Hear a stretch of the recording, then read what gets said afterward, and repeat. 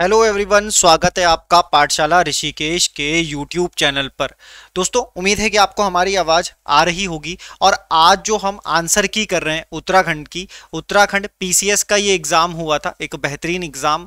आज जिस भी बच्चे ने एग्ज़ाम दिया होगा और जो भविष्य में एग्ज़ाम देंगे उसको इस पेपर को ज़रूर देखना चाहिए, क्योंकि पेपर काफ़ी लगेगा कि पीसीएस वाला है। जैसे आरओ के बाद बच्चे शिकायत करते हैं कि बहुत ही हल्का बना दिया, बहुत ही हल्का बना दिया, तो लो पूरा बदला लिया है यूके पीसीएस ने कि कहा कि पेपर लो, पहले जीएस के पेपर में मजे लो और उसके बाद मजे दिलाए जाएंगे। किसके मजे दिलाए जाएंगे? आपको सीसेट के। क्या बात है, सो शानदार पेपर था। उस पेपर की काफी तारीफ होनी चाहिए कि पेपर ऐसा ही बने तो बस समझ जाइए कि कट ऑफ काबू में रहेगी, खुशी मिलेगी आपको, लेकिन पेपर हिला देने वाला था। चलिए आइए एक शुरू करते हैं। कोशिश है आंसर की बनाने की, जितने आंसर हमें मिल पाए नेट से माध्यम से, दोस्तों से, साथियों से तैयार करके टाइम लगा करके बनाया है, तो लगभग आंसर बनेंगे। बाकी कुछ क्वेश्चंस के अंतिम आंसर के लिए तो हमें आयोग को ही देखना होगा। तो प्यारे साथी, चलो शुरू करते हैं फटाफट से। एक उम्मीद जग जाएगी, कट ऑफ की भी बात कर लेंगे। कट ऑफ तो तुम ही कमेंट सेक्शन में बता देना, क्योंकि देखो अधिकतम जब पेपर नॉर्मल बनता है तो 70% तक कट ऑफ जाती है। चाहे वो पिछली बार की कट ऑफ की बात हो, चाहे वो आरओ की कट ऑफ की बात हो कि 107 के आसपास चली गई, मतलब 70% का मतलब वहां पर 105 150 में से तो थोड़ा बिल्कुल आसान था तो 107। अब 70% से कट ऑफ नीचे गिर सकती है, मतलब 105 से कितना नीचे गिर सकती है? तो सर मैं तो कहूंगा बहुत नीचे गिर सकती है, 100 से बिल्कुल नीचे गिर सकती है। 90 वाले भी उम्मीद रख सकते हैं, क्योंकि कई बार क्या हुआ होगा कि सी सेट में मामला गड़बड़ाया होगा। आंसर पे आते हैं। देखो ये जो सेट है बाबू लोगो, ये है सेट डी। कौन सा है? Set D. सेट डी में पहला है दिव्य शास्त्र निम्नलिखित में से किससे संबंधित है? तो आंसर है MIRV तकनीक से। ये था आंसर। फरवरी 2024 में कौन सा बैंक समाचारों में था जिसने अपना सतत स्थायी वित्त बॉन्ड इशू जारी करके $300 मिलियन जुटाए? तो HDFC is the right answer. आगे की तरफ चलते हैं और आंसर देखते जाना। उर्दू कवि गुलजार के अलावा ज्ञानपीठ पुरस्कार किसे मिला? तो फेमस सवाल है, सबने चलता किया होगा एकदम, जगत गुरु रामभद्राचार्य जी। भारत सरकार ने ओ स्मार्ट योजना को 2026 तक बढ़ाने का उद्देश्य है, तो ये योजना क्या है? महासागर ओशन विकास कार्य से जुड़ी हुई है। ज्योति अत्रे से पहले माउंट एवरेस्ट पर चढ़ने वाली सबसे उम्रदराज भारतीय महिला का रिकॉर्ड किसके नाम है? संगीता बहल। देखो कम काम की बात ज्यादा करेंगे, फटाफट आंसर बताएंगे, आप अपने हिसाब से करते चलना, अगर ज्यादा ही तेज लगे तो आराम से कर लेना। किस शहर के 37वें राष्ट्रीय खेलों का उद्घाटन अक्टूबर 2023 में हुआ था?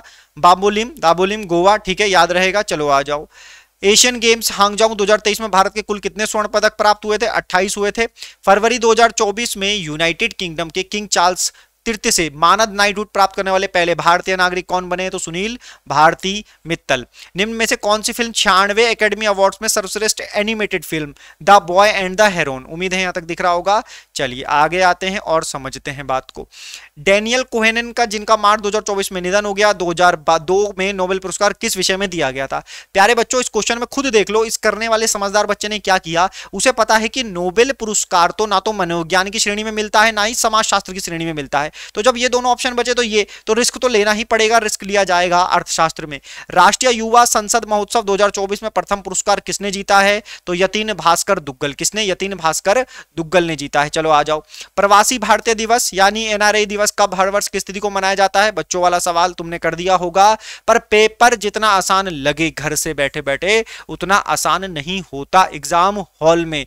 वहां 2 4 दिखता है और 24 दिखता है 12। ठीक है, चलो आ जाओ। मार्च 2024 में किसने सीमा सुरक्षा बल की पहली महिला निशानेबाज के रूप में इतिहास में नाम दर्ज करवाया? सुमन कुमारी। नाम याद रखना। अंतरराष्ट्रीय बौद्धिक संपदा सूचकांक 2024, जैसा कि पूरी उम्मीद रहती है कि इंडेक्स से सवाल आएगा, इंडेक्स से क्वेश्चन आया है प्यारे साथी, इंडेक्स से क्वेश्चन आया है। उम्मीद है कि समझ आ रहा होगा। ठीक है, चलो अब समझते हैं आगे का खेला क्या है।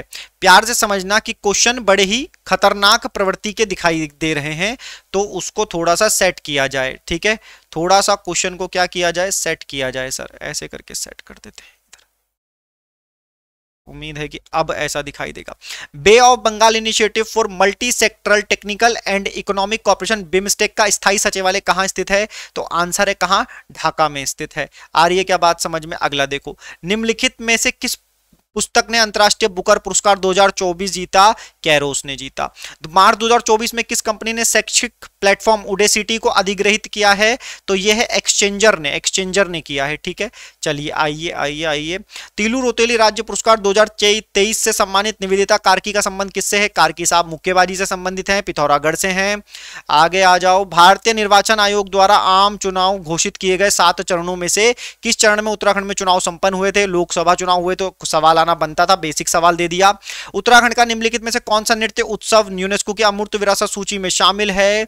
तो रम्माण उत्सव। कौन सा? रम्माण उत्सव। आगे आ जाओ।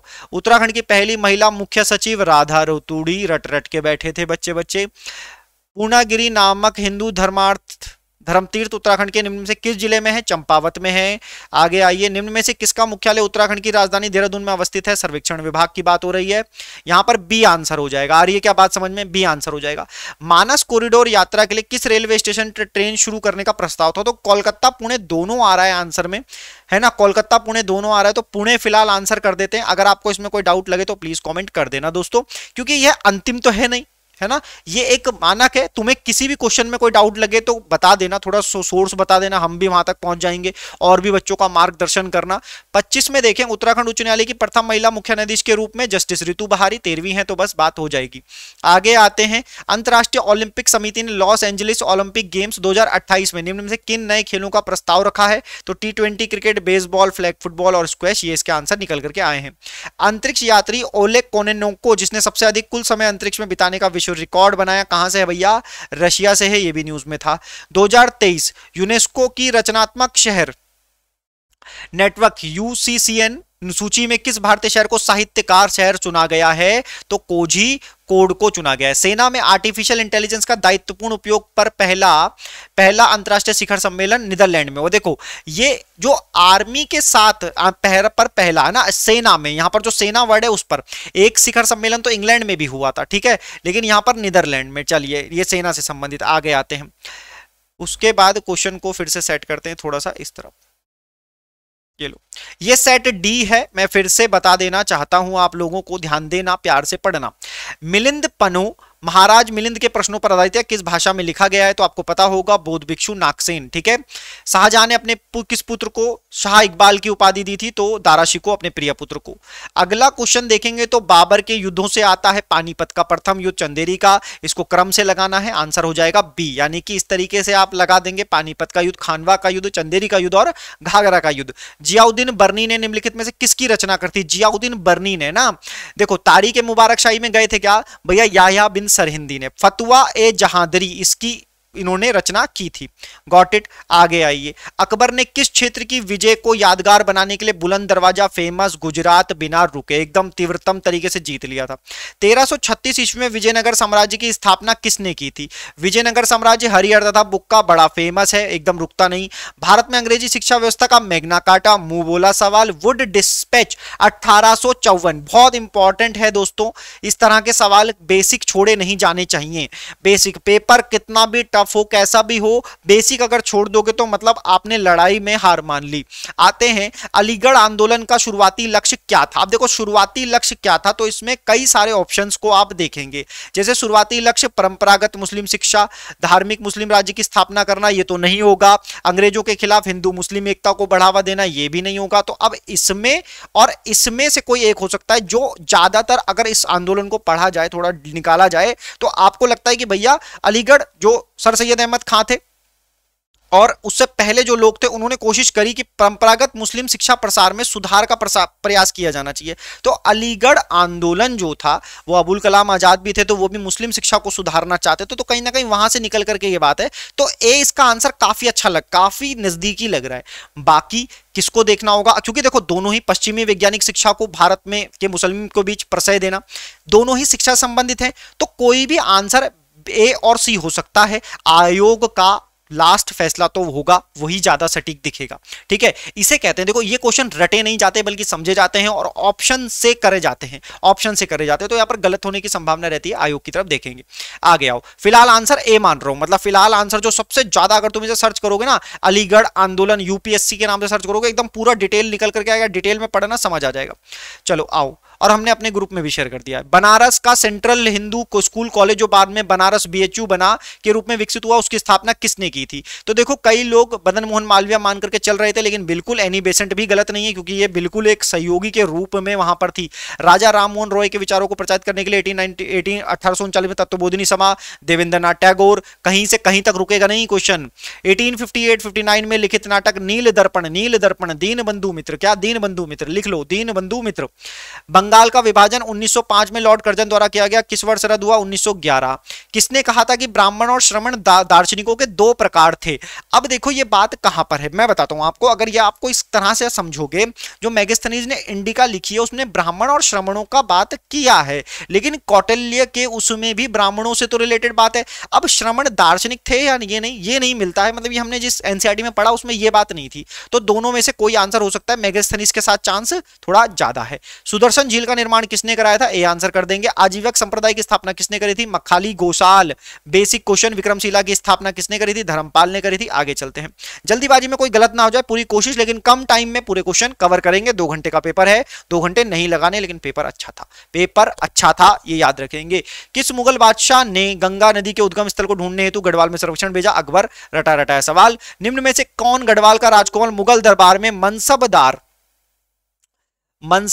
नियुक्त हुआ था? अब ये क्वेश्चन भी एक अटपटा और निकाले जाने वाला सवाल है, इसके लिए अजय रावत को देखा जाएगा, मुझे ऐसा लगता है। लेकिन फिर भी मैं ये कहूंगा कि फतेहपति शाह, उपेंद्र शाह या मेदनी शाह, इनमें से क्या पता कोई हो जाए। तो ये क्वेश्चन का सोर्स नहीं मिला, इसलिए क्वेश्चन छोड़ दे रहे हैं, माफी चाहेंगे इसके लिए, आपकी बाकी जैसी इच्छा। कुमाऊं वाटर रूल्स, कुमाऊं जल संबंधी कानून 1917। टिहरी रियासत में किस डिप्टी कमिश्नर के अधीन ठाकुर जोत सिंह नेगी बंदोबस्त अधिकारी के रूप में नियुक्त किए? तो कहीं ना कहीं इसका सोर्स विंडम के नजदीक पहुंचता है, तो विंडम मान लिया जाएगा। गढ़वाल के इतिहास में किस परमार शासक को गर्वभंजन की उपाधि दी जाती है? तो प्यारे साथी गर्वभंजन कहा जाता है महीपति शाह को। किसको कहा जाता है? महीपति शाह को कहा जाता है, ठीक है, गर्वभंजन महीपति शाह को, ठीक है। आगे आते हैं, निम्न में से कौन सा राजवंश तालेश्वर ताम्र शासनों से संबंधित था? पौरव वंश था, ये भी क्लियर हो गया। आगे आइए, उसके बाद निकलेंगे तो देखेंगे बाड़ाहाट शक्ति स्तंभ अभिलेख के निम्न में किससे संबंधित है? तो गुहा अभिलेख से, ठीक है, गुहे से, ठीक है। उत्तराखंड में चोमू देवता जी की पूजा की जाती है, दुधारू पशुओं के लिए की जाती है, रक्षा के लिए। निम्न में से किन 2 राज्यों के मध्य तामाडौंड का युद्ध हुआ था? 2 युद्धों के 2 यहां पर कंफ्यूजन थे, लेकिन कुमाऊं और गढ़वाल को अभी तक का सोर्स मान करके आंसर माना गया है। हालांकि कुछ जगहों पर तिब्बत और कुमाऊं का भी जिक्र यहां पर तामाडौंड का युद्ध के लिए किया गया है। तो ढूंढा जितना उतना मिल पाया है फिलहाल हमें, अगर देखेंगे तो थोड़ा जल्दी, ठीक है दोस्तों। सन 1917 में अल्मोड़ा में आयोजित कुमाऊं परिषद के अधिवेशन के पहले अध्यक्ष किसने की थी? तो जयदत्त जोशी, बिना रुके अल्मोड़ा में हुआ था। समता समाचार हरिप्रसाद टमटा। आंसर, निम्नलिखित सागरों में से किसमें लवणता सबसे अधिक है? जब आप इसको ढूंढने जाएंगे तो हर किसी की लवणता ढूंढ निकालेंगे, और निकालने से आपको मिलेगा लाल सागर। क्या मिलेगा? लाल सागर। खुदाई खिदमतगार, खुदा के बंदे, ये खान अब्दुल गफ्फार खां, है ना, वीरचंद सिंह गढ़वाली जी ने इन पर गोली चलाने से मना कर दिया था 1930 में, वो घटना भी यहीं की है। तो उम्मीद है कि आपको यहां तक अभी मेरी बात सही सही समझ आ रही होगी। चलिए अगला क्वेश्चन 15 है, निम्नलिखित में किस देश में आजाद हिंद फौज का गठन हुआ था? किस देश में हुआ था भैया? तो Singapore is the right answer. आगे चले, अगर हम ये देखें, ये मैच द फॉलोइंग आया है, अब तक के हिसाब से सीधा आंसर ये देख लेना। Got it. चलो, चित्रेश्वर प्रकार के सिक्के किसने निर्मित किए हैं? तो कुनिंदो के सिक्के क्योंकि प्रसिद्ध है, तो यहीं पर सीधा आंसर मिल जाता है, ठीक है। चलो आ जाओ, आप भी देखेंगे 62 एप्रोजोनिक बल, बिल्कुल आपने एक्सोजोनिक और एंडोजोनिक पढ़ा होगा, तो ज्योग्राफी में कहीं ना कहीं मिल करके आता है। अब तक इसको क्या बताया गया है मैं बता देता हूं आपको।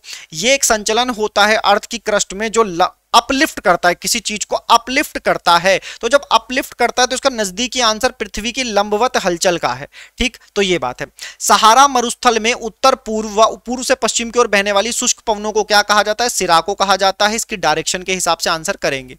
लटकती घाटी स्थलाकृति निम्न में से किससे बनती है? तो भैया हिमानी के द्वारा बनती है लटकती घाटियां।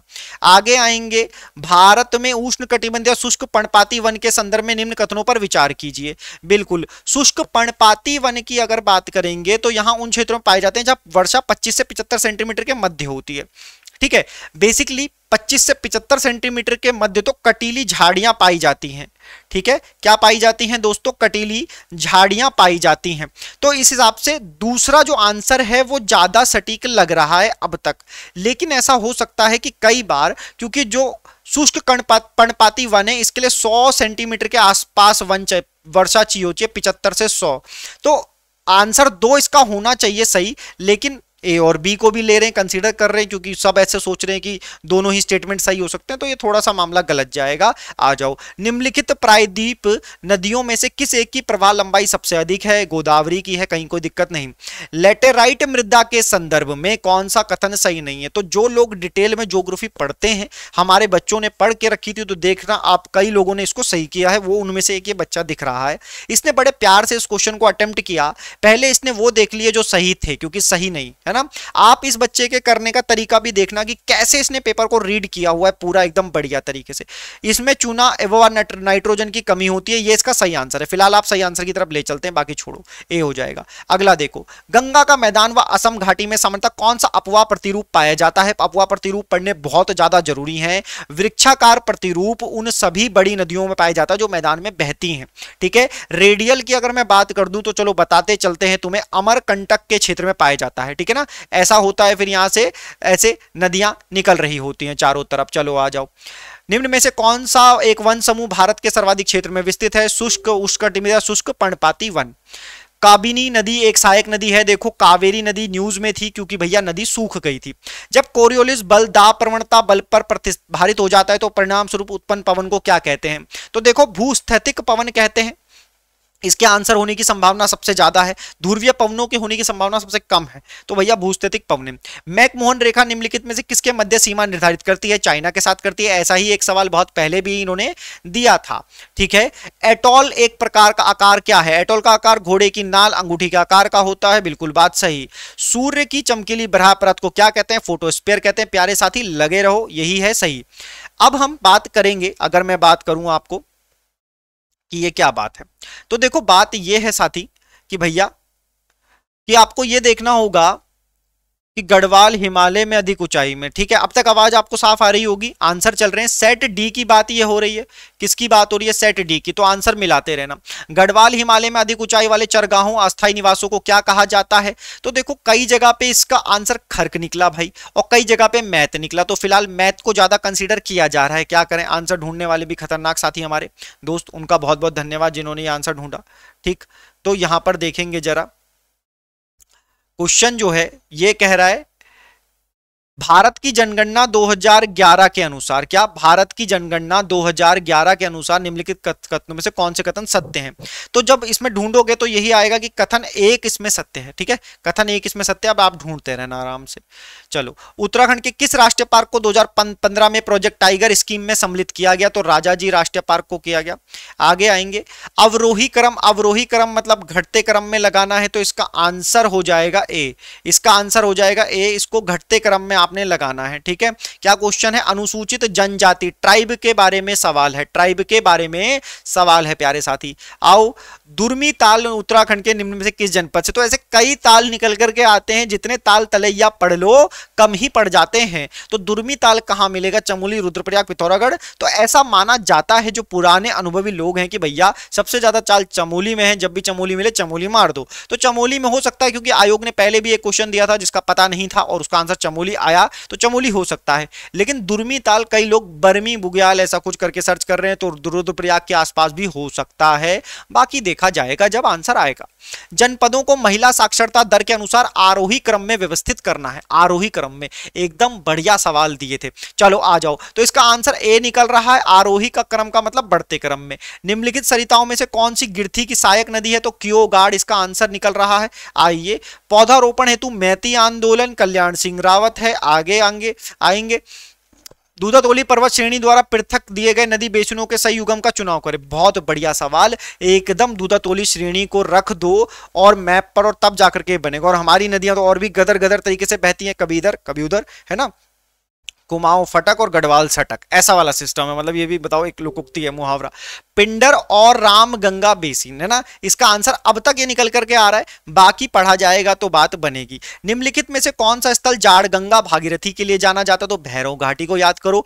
उल्टा धुरा उत्तराखंड के निम्नलिखित में से किसके समीप है? तो अभी तक मिलम इसका सही आंसर आ रहा है। उल्टा धुरा, ऊटा करके भी आपने कोई ऊटा जयंती ऐसा सुना होगा, तो वहीं से निकल कर मिलम हिमनद।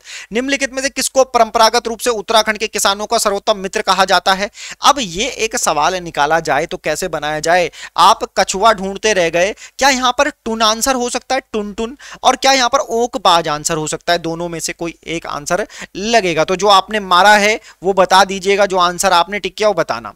लोक लेखा समिति का मुख्य कार्य क्या है? हर बच्चा जानता है, तो ए आंसर हो जाएगा। निम्नलिखित में से किस शहर में दक्षिण पूर्व एशियाई संगठन आसियान का मुख्यालय स्थित है? Jakarta is the answer.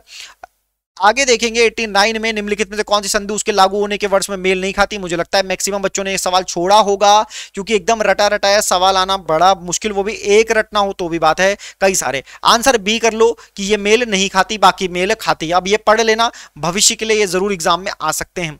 निम्न में से क्या भारतीय संविधान का दर्शन नहीं है? तो भारतीय संविधान का दर्शन साम्यवादी नहीं है, बस ये ध्यान रखो। 26 नवंबर 1950 को जब अंगीकृत किया गया तो भारतीय संविधान के प्रस्तावना में से कौन से शब्द नहीं थे, सम्मिलित नहीं थे? कब? 26 जनवरी। तो इसको जब ढूंढोगे तो गणतंत्र तो तुम्हें मिल जाएगा। उसके बाद समाजवादी, 1 2 3 4, ठीक है, तो 2 3 4 विश्वसनीय, समाजवादी, गैर धार्मिक, पंथ निरपेक्ष, ये सब नहीं था, ठीक है ना। राष्ट्रपति द्वारा अध्यादेश लाए जाने की शक्ति के संदर्भ में निम्नलिखित में से कौन सा कथन सही नहीं है? तो भैया राष्ट्रपति से कभी वापस नहीं, सही नहीं पूछा है, सही नहीं पूछा है, ऐसे सॉल्व करेंगे। आगे आओ। नदियों एवं उन पर बनी हुई जल विद्युत परियोजनाओं को सुमेलित करें, ठीक है। जब इसको सुमेलित करोगे तो पाओगे कि आंसर डी मिल रहा है, ठीक है प्यारे बच्चों, यानी कि कोटेश्वर, कोट पहन के भागी है, कुलहाल, विष्णु प्रयाग, अलकनंदा कर दो, कुलहाल कर दो, आसन नदी, तपोवन, विष्णुगाड़ कर दो, धोली। इस तरह से हो जाएगा सी का 4। चलो आ जाओ। अब इसके बाद देखो, वन सर्वेक्षण रिपोर्ट 2021 के अनुसार उत्तराखंड में निम्नलिखित में से किस जनपद का वनाच्छादित क्षेत्र सर्वाधिक? जनपद के कुल भौगोलिक क्षेत्रफल का वनों के अंतर्गत प्रतिशत सर्वाधिक है? तो ऑप्शन के हिसाब से Rudraprayag is the right answer आ रहा है।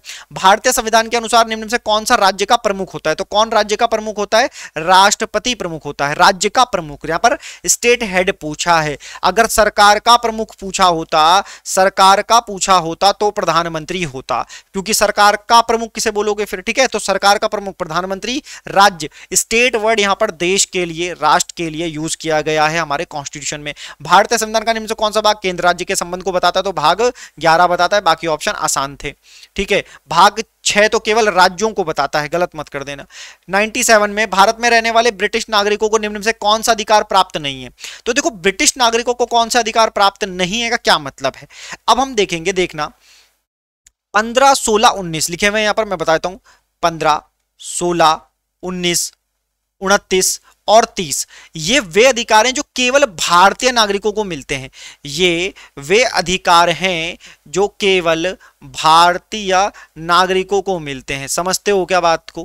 केवल भारतीय नागरिकों, मतलब 15 मिलता है, 16 मिलता है, 19, 29, 30, ये केवल भारतीय नागरिकों को मिलेगा, बाहरियों को नहीं मिलेगा। तो अगर मैं बोलूं व्यापार एवं व्यवसाय की स्वतंत्रता, क्या तुम्हें याद नहीं? 19 को जब तुम ABC के फॉर्मेट में पढ़ोगे तो तुम पहुंचोगे जी तक, तो जी में ये वाला है, इसका मतलब ये ब्रिटिश नागरिकों को नहीं मिलेगा। 14 मिलेगा, धार्मिक स्वतंत्रता मिलेगा, प्राणदैहिक मिलेगा, ऐसे इस सवाल को करेंगे, ठीक है। चलिए बाकी तुम्हारी मर्जी। अब इस क्वेश्चन में देखिए, राष्ट्रपति के पास निम्न में से किस पर विनियम बनाने की शक्ति नहीं है? शक्ति है, ये पूछा है, ठीक है। तो यूटी जो केंद्र शासित प्रदेश है, सीधी सी बात है, आपको पता है, वही तो 1 2, माफ करना, नॉट 1 2 3, 1 2 और 4, 1 2 4, D is the right answer, ठीक है ब्रो। चलो आओ समझो। भारतीय संविधान के निर्माताओं का मस्तिष्क निम्नलिखित से किसे परिलक्षित कहा जाता है? तो प्यारे बच्चे समझना कि मस्तिष्क को यहां पर बताया गया कि उनकी सोच का पता कैसे चलता है, उनके विचारों का पता कैसे चलता है, तो चलता है प्रस्तावना से। कैसे चलता है? प्रस्तावना से। आ रही है क्या मेरे साथ ही बात? चलिए आगे समझते हैं और अच्छे तरीके से करते हैं। निम्नलिखित में से कौन भारत के यूनेस्को रचनात्मक शहरों में से एक नहीं है? तो ये इसी टाइप का क्वेश्चन पीछे भी मिला होगा तुमको, तो उसी में से ये किया जाएगा, उसी में से ये किया जाएगा, ठीक है। तो कोझिकोड तो था, ये तो आपको पता है, साहित्य ये भी था। चेन्नई नहीं है, मतलब ये है, सॉरी माफ करना, Pune, Pune is the right answer, ठीक है। ये इसमें शहरों में शामिल नहीं है साथी। आगे आएंगे 101, संघ लोक सेवा आयोग के अध्यक्ष को कौन हटा सकता है? तो राष्ट्रपति हटा सकता है, बी। राज्य के नीति निर्देशक सिद्धांतों के बारे में निम्न से कौन सा कथन सही नहीं है? क्या बात है, इस बार मनपसंद पेपर बनाया गया है ऐसा प्रतीत होता है। यह राज्य पर एक कानूनी कर्तव्य लागू करते हैं, यह राज्य पर एक कानूनी कर्तव्य लागू करते हैं। सी इज द राइट आंसर, ठीक है ना, क्योंकि ये कानूनियन रूप से नहीं बाध्य, आप इसके लिए न्यायालय नहीं जा सकते, ये इस प्रकार से देखा जाएगा। निम्न में से कौन उत्तराखंड का प्रथम मुख्यमंत्री था? तो नित्यानंद स्वामी, बी आंसर हो जाएगा। उत्तराखंड की पहली विधानसभा में निम्न महिला विधायकों की कितनी संख्या थी? 4 थी, ये हो जाएगा। लोकसभा के अध्यक्ष को कौन सा कथन सही नहीं है? तो देखो ये सारे सदन 3 सही है, ए सही नहीं है, तो ए हो जाएगा। 106 की बात करें, निम्न में से कौन अब अस्तित्व में नहीं है? तो योजना आयोग अब अस्तित्व में नहीं है, बच्चा बच्चा जाने। चलो आ जाओ, निम्न में से किस लोकसभा ने अपना 5 वर्ष का कार्यकाल पूरा नहीं किया? तो अटल बिहारी की जो 13वीं लोकसभा थी उसका कार्यकाल पूरा नहीं हुआ था, 5 वर्ष पूरा नहीं हुआ था, ये याद रखेंगे। आगे आइए, संविधान के निम्न में से किस अनुच्छेद के अंतर्गत अंतर्राज्य परिषद आर्टिकल 263 सब जानते हैं। आगे आओ, अगला क्वेश्चन देखेंगे, विदेशी मुद्रा प्रबंधन विनियम फेमा कब अस्तित्व में आया? तो 1999। इसका आंसर क्या है? इसका आंसर डी ही कर रखा है, चलो डी ही होगा फिर आंसर, ठीक है। 109 में हम पहुंच चुके हैं, इसका आंसर डी होगा। आगे आते हैं, अब देखो बात यह है कि prevention and money laundering act PMLA के संबंध में निम्नलिखित कौन सा कथन सही नहीं है? तो ये काफी बड़ी चीज है, अगर इस क्वेश्चन के हिसाब से अगर अभी तक ढूंढे जाएं तो आंसर ये वाला बी प्रतीत हो रहा है। कौन सा आंसर प्रतीत हो रहा है? बी। आ रही है क्या बात समझ में? अब बी प्रतीत हो रहा है तो देखा जाएगा क्या होगा। फिलहाल हमारी ओर से बी आंसर है, बाकी आप सभी देख लेंगे। चलिए 111 की बात करते हैं, ब्रिक्स को लेकर के इनका दीवानापन हर बार देखा गया है, तो ये दीवानापन कम नहीं होगा, चाहे वो ब्रिक्स हो या ऐसी कोई इंटरनेशनल ऑर्गेनाइजेशन हो जिसमें एशियन कंट्रीज को रखा गया हो, तो वहां पर तो ये बढ़ चढ़ के हिस्सा लेंगे। तो प्यारे साथी कहीं ना कहीं इसका आंसर सी प्रतीत हो रहा है, तो थोड़ा सा ध्यान देंगे, सी इज द राइट आंसर हो सकता है। सतत विकास रिपोर्ट इंडेक्स, एक पुराना सवाल इन्होंने दे मारा जो कि समस्या प्रदान करता है, तो 112 की तरफ चलेंगे। प्रधानमंत्री किसान सम्मान निधि योजना प्रभाव में आई, जब इसको पढ़ेंगे तो इन एक्ट की बात हो रही है, जब इसको नेट में सर्च किया जाता है तो लॉन्च की गई 24 फरवरी 2019, बिल्कुल सही है। जिस भी बच्चे ने ये किया बिल्कुल सही कि लॉन्च तो सर ये हुई, लेकिन प्रभाव अगर पढ़ते हो ना तो कभी कभी क्या होता है 1 दिसंबर 2018 लिखा हुआ आ रहा है। अब ये बड़ी समस्या है कि भैया इनएक्ट कर दी थी 2018 में और लॉन्च करी 24 फरवरी 2019, ये क्या मामला है? लेकिन ऐसा ही आ रहा है जब सर्च किया जा रहा है। पीआईबी प्रेस इंफॉर्मेशन ब्यूरो भी जब इसको दिखा रहा है तो वो यही लिख करके दे रहा है। तो बी और सी क्या आंसर आयोग मानेगा? आइए देखेंगे थोड़े समय के बाद। राष्ट्रीय जनसंख्या नीति 2000 के अनुसार स्थिर जनसंख्या की स्थिति को प्राप्त करने का दीर्घकालिक उद्देश्य है 2045। साफ्टा का सदस्य नहीं है, साफ्टा का सदस्य चीन नहीं है। किसी अर्थव्यवस्था में खाद्य और ऊर्जा की कीमतों सहित कुल मुद्रास्फीति की माप को कहलाते हैं कोर इन्फ्लेशन, ठीक है, इसको सर्च करेंगे, बढ़िया। यही हेडलाइन मुद्रास्फीति, एकदम एक एक व्यक्ति, तो आपको हेडलाइन मुद्रास्फीति जब सरों को गिन करके ऐसा मत समझना भाई, ठीक है ना, ये इस बार के बजट में कुछ था, इसको रिलेटेड कुछ आया था। चलो आओ, निम्न में से कौन नीति आयोग के शासी परिषद के भाग नहीं है? तो देखो शासी परिषद जब पढ़ोगे तो राज्यों के राज्यपालों की इसमें कोई जगह नहीं है। 118, निम्न में से कौन उत्तराखंड उच्च न्यायालय के मुख्य न्यायाधीश नहीं रहे? है ना, ये आंसर सर्च किया गया है, मेरे को लगता है कि शायद ये गलत किया गया होगा, तो एक बार चेक कर लेना यार। इसमें रघुविंदर सिंह चौहान लिख रहे हैं, शायद हो सकता है कि कुछ गड़बड़ी हो गई हो, शायद हो सकता है कि कुछ गड़बड़ी हो गई हो। विकास श्रीधर स्वरूपकर देख लेना एक बार, ये 118 में छोड़ दे रहा हूं अभी फिलहाल। आइए, उत्तराखंड राज्य निम्नलिखित में से कौन सी लोकसभा सीट अनुसूचित जाति के लिए? अल्मोड़ा आसान है। केंद्र सरकार में उत्तराखंड में से निम्न में से कौन वर्ष 2019 में मानव संसाधन विकास मंत्री थे? तो आसान क्वेश्चन, रमेश पोखरियाल निशंक। एनएफएसएम पुराना पूछा हुआ सवाल, राष्ट्रीय खाद्य सुरक्षा मिशन 2007-8 में किया गया, तो कहीं कोई दिक्कत नहीं। आगे आएंगे 122 की तरफ। वर्ष 2022-23 में उत्तराखंड के किस जनपद का मछली उत्पादन में प्रथम स्थान रहा? अब तक जो डेटा है वो उधम सिंह नगर दिखा रहा है। उत्तराखंड के किस जिले में कुल भौगोलिक क्षेत्रफल का सर्वाधिक वन आवरण प्रतिशत में है? देखो वहां पर नैनीताल ऑप्शन में नहीं था, इसलिए वहां पर रुद्रप्रयाग आंसर था, यहां पर नैनीताल आंसर है। उत्तराखंड सरकार ने राजकोषीय उत्तरदायित्व एवं बजट प्रबंधन अधिनियम कब पारित करा? 2005 में। अब आते हैं यहां पर उत्तराखंड में बहुआयामी गरीबी 2019-21 9.67%। गीगाहर्ट्ज शब्द कंप्यूटर की किस विशेषता का सूचक है? रफ्तार का सूचक है।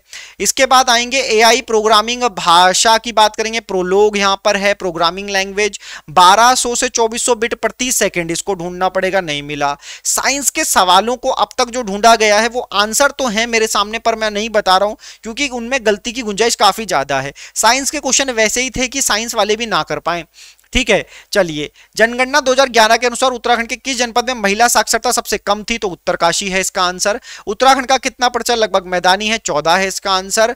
उसके बाद आते हैं national mission for sustainable agricultural, है ना, एग्रीकल्चर के लिए। तो देखो एनएमएसए में क्या है, तो देखो जब हम इसे सर्च करते हैं तो हमें रेड भी मिलता है, आरकेवाई कृषि विकास योजना भी मिलता है, प्रधानमंत्री कृषि सिंचाई योजना भी मिलता है। लेकिन जो ये नाम SHC है, ये SHM की रूप में हमें मिलता है, SHC नहीं मिलता। तो अब तक आंसर बी होगा कि इसमें से ये संबंधित नहीं है। UTDB की बात करें उत्तराखंड में, तो पर्यटन को बढ़ावा देने के लिए इसकी स्थापना हुई है। आगे आते हैं, ठीक है, चलिए अगर मैं देखूं कौन सा संवैधानिक संशोधन अधिनियम पर्यावरण की सुरक्षा और सुधार तथा वन और वन्य जीवों की सुरक्षा से संबंधित है, ये थोड़ा अलग सवाल बन गया। क्यों बन गया? क्योंकि इन्होंने पूछा संवैधानिक संशोधन अधिनियम। अब मैं एक चीज बता रहा हूं, दो तरह से इसके आंसर हैं प्यारे साथी। देखो जब वनों और वन्य जीवों की सुरक्षा की बात आती है तो एक एक्ट आप पढ़ते हो 1972 लेकिन जब संविधान संशोधन की बात आती है तो एक 42वां संविधान संशोधन किया गया 1976 में, जिसके द्वारा पर्यावरण सुरक्षा और सुधार और वन्य जीवों की रक्षा के लिए 48A जोड़ा गया DPSP में, याद होगा आपको, उम्मीद करता हूं, ठीक है। तो ये भी बात है। तो अब ऐसे में अगर उस एक्ट की बात करोगे जो वन्य जीवों की बात कर रहा है, वो केवल वन्य जीवों की बात कर रहा है, वन्य जीवों क्वेश्चन अलग से बना है दो क्वेश्चनों को मिलाकर के। तो इसका आंसर अगर सिर्फ वन्य जीवों का रक्षणों के लिए जो वन्य जीव संरक्षण अधिनियम है वो 1972, और उसके अलावा अगर संविधान संशोधन अधिनियम किस वर्ष किया गया तो 1976 में, लेकिन उसमें 42वां मिसिंग है। अब क्या आयोग सोच रहा था, क्या एग्जामिनर सोच रहा था, भगवान इसका मालिक है, ऐसे समझो। ठीक, चलो आ जाओ आगे देखते हैं। निम्नलिखित में से कौन, ए आंसर इसका फिलहाल ले लो, ए और बी में से कोई एक। निम्नलिखित में से कौन हाइड्रोफाइट्स को आर्द्र भूमि और दलदल में पनपने में मदद करता है जहां समय समय पर जलस्तर उतार चढ़ाव? पता नहीं, ये तो ऊतक लग रहा है रंग। ग्लोबल वार्मिंग में विभिन्न ग्रीनहाउसों में सापेक्षता देने के लिए किसका प्रतिशत सही नहीं है? ये कार्बन डाइऑक्साइड, ठीक है। एंटीबायोटिक शब्द किसके द्वारा गढ़ा गया? तो ये सेलमैन वॉक्समैन के द्वारा। निम्नलिखित में से कौन पुनः संयोजक डीएनए प्रौद्योगिकी द्वारा उत्पादित पहला मानव हार्मोन है? इंसुलिन। हाइब्रोड्रोमा तकनीक किसके द्वारा विकसित की गई थी? जॉर्ज कोहलर और सीसर मिलिस्टिन के द्वारा। निम्नलिखित में से किसका उपयोग किडनी प्रत्यारोपण के लिए प्रतिरक्षा दमनकारी के रूप में किया जाता है? पता नहीं। आगे आते हैं, निम्नलिखित में से कौन सा युग्म सुमेलित नहीं है? फोन को थोड़ा सा शिफ्ट कर लेना। तो केदारनाथ वन्य जीव विहार 1979 नहीं है, 1972 है। निम्नलिखित तो कौन सा युग्म सुमेलित नहीं है? गोविंद वन्य जीवार चमोली उत्तरकाशी। 2024 के लोकसभा चुनाव के दौरान मालोगाम नाम के जिस पोलिंग स्टेशन पर एक ही वोटर था वह था अरुणाचल प्रदेश में। एक रेडियोधर्मी पदार्थ की अर्धवायु 4 महीना, इस पदार्थ का ये करके अगर इसको निकाला जाएगा तो इसका आंसर शायद 8 महीने आ रहा होगा। निम्न में से कौन सी एक सबसे अधिक क्रियाशील धातु है? सबसे अधिक क्रियाशील धातु पोटेशियम है। भौगोलिक क्षेत्र जो विशेष रूप से स्थानिक दुर्लभ संकटग्रस्त प्रजातियों में समृद्ध और अपेक्षाकृत छोटे क्षेत्रों से में सीमित निवास स्थान के नुकसान का सामना कर रहे हैं, उन्हें कहा जाता है हॉट स्पॉट। वो जीव जो 0 से 15 डिग्री सेल्सियस तापमान में सबसे अच्छी वृद्धि करते हैं कहलाते हैं साइक्रोफ्लाइज। Got it. ये था वो 150 क्वेश्चनों के वो संभावित आंसर। देखो 150 में से लगभग 12 सवाल ऐसे हो सकते हैं जिनके आंसरों में हमें संदेह हो या हमने वो आंसर ना बताए हो, 12। लेकिन अगर 12 की बात करो तो 138 तो बताए होंगे। तो अगर आपको कुछ कमी लग रही है वो ठीक है, लेकिन वो कमियों के आगे और भी तो चीजें होंगी, वो भी देख लेना जरा, जब इतनी मेहनत कर ही रहे। तो अब बात कट ऑफ की करते हैं, जो कि मैंने आपको बोला था कि लास्ट में कट ऑफ करके जाएंगे। तो कट ऑफ के लिए कमेंट कर देना वीडियो के नीचे। सबसे पहली चीज तो यही बता दूं मैं आपको, क्योंकि देखो किसी भी एग्जाम की जो कट ऑफ है वो ऐसी हवाई में प्रेडिक्शन करना हमारी आदत नहीं है, ठीक है। लेकिन एक बात सामान्य समझना कि आज की डेट में 70% स्कोर से कम बात करो तो करो क्या, बोले तो बोले क्या, ठीक है, नहीं हो सकती, ठीक। लेकिन ये पेपर क्योंकि टफ है तो इस पेपर में जो कट ऑफ की रेंज रहने वाली है वो 90 से 95, आप कहेंगे क्या सच में इतनी रहने वाली है? अब तक इतनी आंसर की आने दो मेरे भाई। और एक ग्रुप है जिसका आपको लिंक मिल जाएगा जहां पर लिखा है उत्तराखंड की मन की बात। बस इस वीडियो के नीचे उस लिंक पे जाना, वहां पर आप सारे पेपरों को डिस्कस कर सकते हो बिल्कुल अच्छे तरीके से। और हमारे पाठशाला ऋषिकेश टेलीग्राम चैनल से भी जुड़ सकते हो फ्री प्रैक्टिस सेट इन सब चीजों के लिए। ठीक है, वीडियो देखने के लिए आप सभी को धन्यवाद। आपका इस पेपर को देने के बाद क्या व्यू है, या इस पेपर को देखने के बाद आपका क्या व्यू है, जरूर कमेंट सेक्शन में अपने विचारों को रखें। वीडियो देखने के लिए धन्यवाद। Thank you very much.